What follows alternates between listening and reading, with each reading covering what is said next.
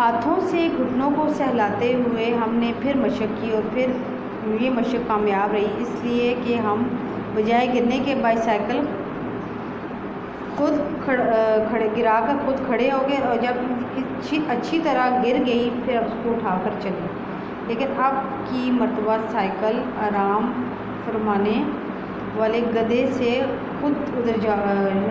ٹکرا کر خود ادھر جا رہی، اور ہم گدھے کو سہارا لے کر اسی پر بیٹھ کر اسی کی پیٹھ پر بیٹھ گئے۔ بہرحال یہ کوئی ایسی بات نہ تھی۔ اس وقت ہم کو غصہ آ جانا ذرا مفید ہوا کہ ہم کو نہیں معلوم کتنی مرتبہ غصے میں خود بخود پیدا ہو جانے والی تیزی کے ساتھ بائی سائیکل اٹھا کر مشق کرتے رہے، یہاں تک کہ بائی سائیکل نے گرنا چھوڑ دیا، یا تو گری تو اس طرح کہ خود گری اور ہم سنبھل گئے، مطلب سائیکل میں تھوڑا بہت اس طرح۔ اس کے بعد مشق اس حد تک پہنچ گئی کہ ہم تو درخت کے سہارے گدی پر بیٹھ گئے اور بائی سائیکل کو چھوڑ کر نہایت تیزی کے ساتھ لہراتی ہوئی اس حد تک چلی کہ نالے کے پل سے نہ ٹکرا جائے۔ ماں ہمارے ساتھ یقیناً بجائے خشکی کے اس کو تری میں جا پڑے، تری میں چلانا پڑے۔ تری مطلب خشک پانی میں، ظاہر پل کے نیچے سائڈ پانی ہے اور وہ وہاں سے گر جاتی، لیکن وہ پل کے نالے سے ٹکرا گئی اور ہم منہ کے بل ہی گرنا پڑا، پانی میں بچت ہو گئی۔ گرنے کی تمام تکلیفیں اس خیال سے ذہن سے نکال دیں کہ ہم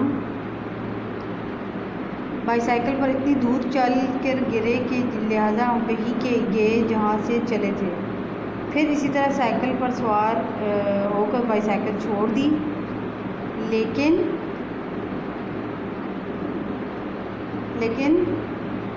بائی سائیکل کے روانہ ہوتے ہی نہیں معلوم کہ کم بخت وہ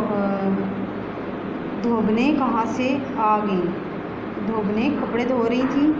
اور سڑک پر آ گئیں اور لاکھ چیخنے کے چلائے، ہٹو بچو، مگر جدھر وہ روانہ کیا ادھر ارادہ کر لیا اب وہاں سوار نہ ہو، مگر دل نے کہا واہ دو چار ہاتھ، اب تو لب بام رہ گیا۔ مطلب اس میں ابھی ان کو وہ دھوبنوں کے ساتھ وہ ٹکرا گئے، اس کے بعد پہلے گدھے کے ساتھ پھر دھوبنوں کے ساتھ، اور اس کے بعد پھر وہ ایک بزرگ کے ساتھ ٹکرا گئے۔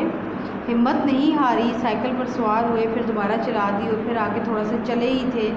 کہ ایک اور ثانیہ پیش آ گیا، اور وہ یہ کہ ایک بزرگ کے ساتھ سائیکل جا کے ٹکرائی اور سائیکل سائڈ پہ گری اور ہم بزرگ کے اوپر جا کے گرے، اور بزرگ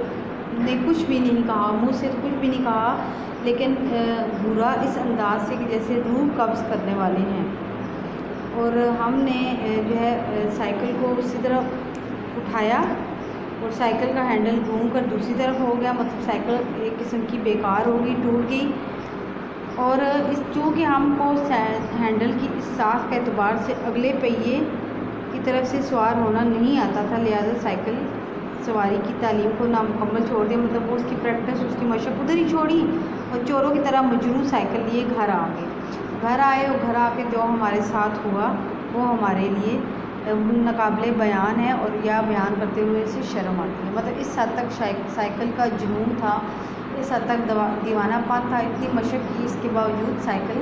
کی تعلیم ادھوری چھوڑ دی، مطلب نہیں سیکھ سکے اور گھر آ گئے۔ اسی طرح آپ نے اس کی پوری سبق کی پڑھائی کرنی ہے اور اس کے مشکل الفاظ کے معنی لکھنے ہیں، اور یہ معنی آپ کے پورٹل پر بھی اویلیبل ہوں گے۔ شکریہ۔